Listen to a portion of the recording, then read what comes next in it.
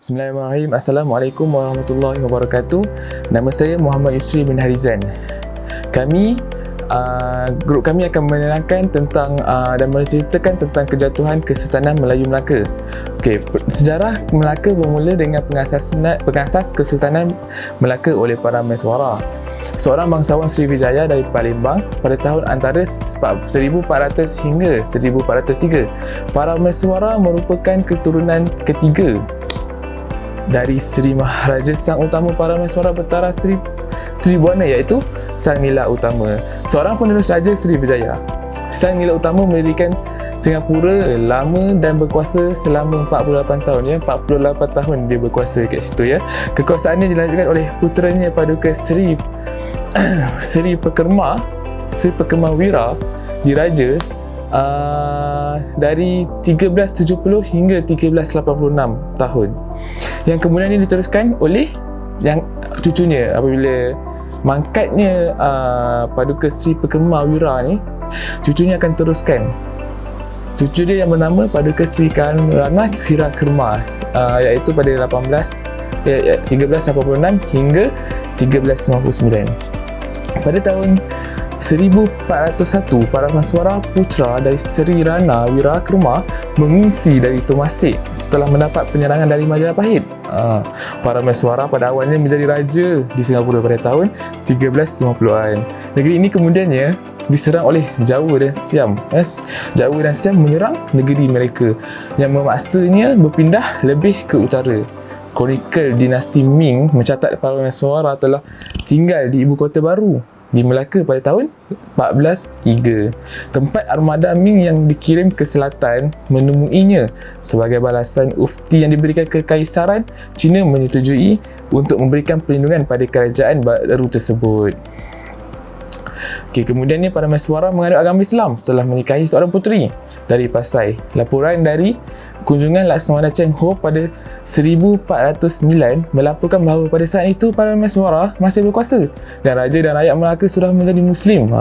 Dia dah jadi Muslim. Pada 1414 para Meswara digantikan dengan putera Megat Iskandar Shah. Okey, itu saya serahkan kepada kawan saya selepas ini ya. Okey, itu saja daripada saya tentang sejarah Melaka yang dikotai oleh para Meswara.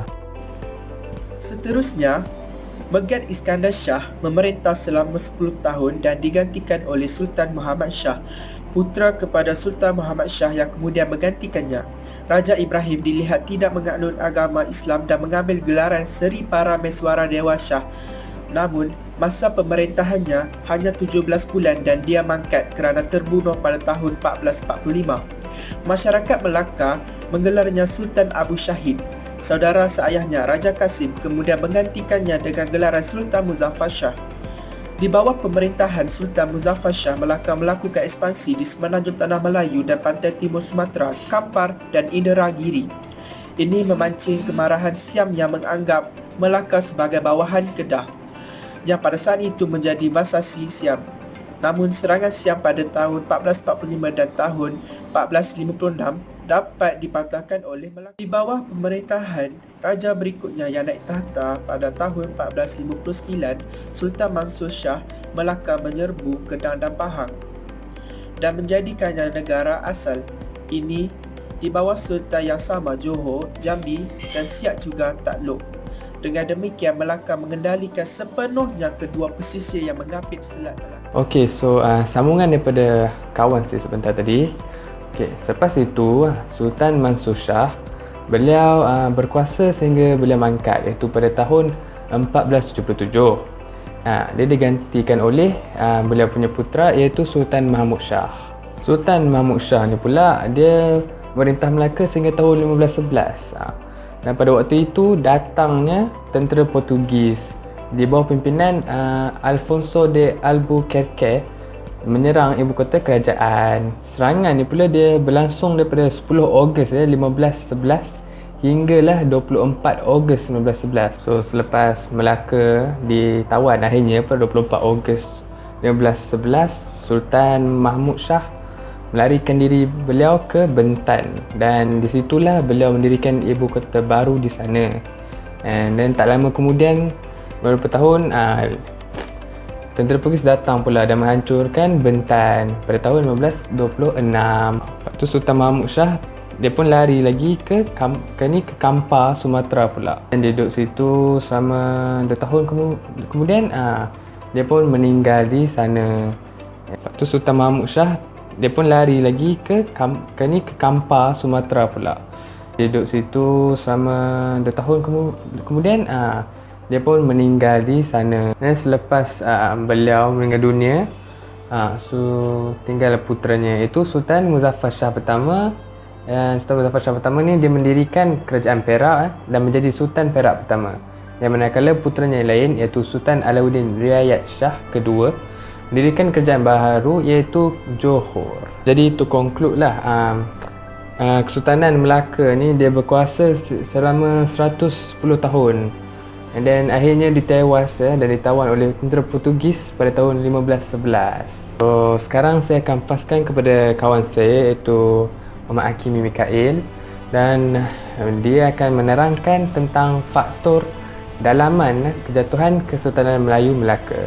Sekarang saya akan menceritakan beberapa faktor yang menyebabkan kejatuhan Kesultanan Melayu Melaka. Pertama, kelemahan pemerintahan Melaka. Ia berpunca daripada Sultan Mahmud Shah yang digambarkan sebagai seorang pemerintah yang sering mengabaikan doktrin keadilan dalam pemerintahannya. Kedua, masalah perpaduan.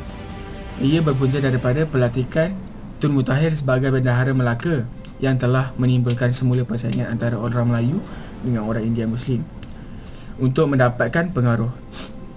Persaingan ini berpunca daripada amalan pilih kasih dalam pentadbirannya. Sebagai contoh, konflik perebutan pengaruh antara Laksamana Hojah Hasan dengan Tun Mutahir dan peristiwa Raja Mendelia yang telah memfitnah Tun Mutahir cuba mengatasi kekayaan Sultan. Ini menyebabkan Sultan telah membunuh Tun Mutahir dan ahli keluarganya tanpa usul periksa. Kesannya rakyat telah berpecah belah dan tidak bersatu padu. Keadaan ini telah menjejaskan keutuhan kerajaan serta kegiatan perdagangan di Melaka. Ketiga, pegangan agama yang lemah. Walaupun agama Islam menjadi penganut dan penyebar utama di Melaka, namun pegangan dan penghayatan agama semakin runtuh dalam kalangan pembesar. Ini menyebabkan rakyat semakin berkurang dan tidak dihayati dengan sempurna. Kesan ini semakin meningkat dan menyebabkan berlakunya perkara seperti kezaliman, ketidakadilan dan penindasan terhadap rakyat. Dengan ini, meningkatlah kegiatan rasuah dalam kalangan pembesar secara berleluasa. Itu sahaja daripada saya tentang faktor dalaman yang menyebabkan kejatuhan Kesultanan Melayu Melaka. Saya akan memberikan laluan kepada kawan saya untuk menerangkan tentang faktor-faktor luaran pula. Assalamualaikum dan salam 1001. Nama saya Muhammad Amr Zahir Mirza Framrul. Okey, hari ini saya ingin mengucapkan terima kasih kepada Kimi yang telah menerangkan faktor-faktor dalaman. Sekarang saya pula akan menerangkan faktor-faktor luaran yang menyebabkan kejatuhan Kesultanan Melayu Melaka. Yang pertama ialah penemuan Tanjung Pengharapan. Aktiviti penjelajahan oleh masyarakat Eropah ke timur dengan penemuan Tanjung Pengharapan pada tahun 1488, kuasa-kuasa barat mula berminat dengan tapak-tapak perdagangan di timur iaitu di Melaka. Pelayan-pelayan Portugis juga mendapat galakan daripada Raja Portugal iaitu Putera Henry. Keinginan Portugis untuk menguasai pelabuhan Melaka atas 4 faktor iaitu rempah ratus, menyekat kuasaan nerangan, pedagang Islam dan menyebarkan agama Kristian. Faktor luaran yang kedua ialah pengkhianatan dalam kalangan pembesar. Dalam pentadbiran banyak yang berlaku, antaranya pengkhianatan juga. Ia memberikan kesan yang amat buruk untuk pentadbiran kerajaan di Melaka iaitu di Tanah Melayu. Pengkhianatan berlaku disebabkan pembesar yang tidak mempunyai rasa cinta akan negara. Seperti dikatakan, pembesar yang membuatkan pengkhianatan itu tersebut ialah Muci Raja. Beliau seorang pemimpin Jawa yang membelut dengan askarnya bagi pihak Portugis. Dengan ini juga berlakunya perisikan dan intifan yang dilakukan oleh pihak Portugis sehingga pelan pertahankan Melaka dapat diketahui oleh pihak Portugis. Ini menyebabkan kerajaan Melaka semakin runtuh. Faktor luaran yang ketiga ialah dan juga yang terakhir, Portugis menyerang Melaka pada tahun 1509 dan 1511. Dalam serangan pertama, Melaka menewaskan Portugis. Walau bagaimanapun, Portugis tidak menyerah kalah dan membuat serangan kali kedua dengan sistematik menyebabkan Melaka diserang oleh Portugis. Serangan kali kedua diketahui oleh Alfonso Albuquerque dengan angkatannya yang terdiri daripada 1,400 orang. Ramainya, ya Allah. Dan 19 buah kapal perang menyebabkan Melaka dikalahkan dan mula dijajah pada tahun itu. Sampai di sini saja faktor-faktor luaran yang saya terangkan, iaitu yang pertama disebabkan penemuan Tanjung Pengharapan, yang kedua pengkhianatan dalam kalangan pembesar, yang ketiga Portugis menyerang Melaka pada tahun 1509 dan 1511. Dan saya ingin mengucapkan terima kasih kerana mendengar dalam saya punya faktor-faktor luaran, dan saya akan memberi pula kepada Muhammad Salihin dan Splash. Terima kasih kepada sahabat saya yang bernama Zaim sebab dia telah menerangkan faktor-faktor luaran yang menyebabkan kejatuhan Kesultanan Melayu Melaka. So, hari ini saya Muhammad Salim bin Zulkifli akan menceritakan tentang pengajaran apa yang kita dapat sepanjang pembelajaran kita.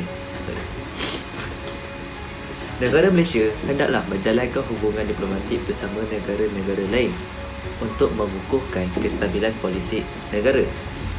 Selain itu, pegawai-pegawai kerajaan perlulah bekerja dengan bijak, jujur dan pemerintahan agar tiada persengketaan antara rakyat dan pembesar. Seterusnya, elakkan sikap berpuak-puak dalam menjalankan pentadbiran negara serta fitnah melampau seperti zaman Kesultanan Melayu Melaka yang menjerumus kepada kejatuhan sebuah kerajaan. Selain itu, kita hendaklah mencontohi sikap kepimpinan para pemimpin Melaka seperti Sultan Muzaffar Shah, Tun Perak, Bendahara Tun Ali dan banyak lagi lah kan. Akhirnya, kita hendaklah sentiasa berhati-hati dalam menjalinkan hubungan dengan kerajaan luar yang mempunyai niat jahat terhadap negara kita. Selain itu, sifat berusaha dan semangat nasionalisme perlu ada dalam diri setiap pemimpin negara agar negara tidak akan ditawan dengan mudah. Contohi sifat Sultan Ahmad dan Sultan Mahmud yang awalnya berundur setelah diserang Portugis. Akan tetapi, mereka tetap berusaha dan pelbagai cara untuk merampas kembali kerajaan Melaka dari tangan Portugis. Sifat pemimpin ini yang harus dipuji dan dipraktikkan oleh pemimpin sekarang. So, kesimpulannya ialah daripada zaman Kesultanan Melayu Melaka, banyak pengajaran yang dapat diambil dan diamalkan dalam memajukan pentadbiran negara pada masa kini. Hal ini penting bagi mengelakkan kita daripada melakukan kesilapan yang pernah kita lakukan oleh pemimpin-pemimpin terdahulu sehingga meruntuhkan empayar yang sangat berpotensi untuk menjadi satu kuasa besar suatu masa dahulu. Oleh hal yang demikian, yang baik jadikan tauladan, yang buruk jadi kesempadan. So, terima kasih. Itu saja daripada saya.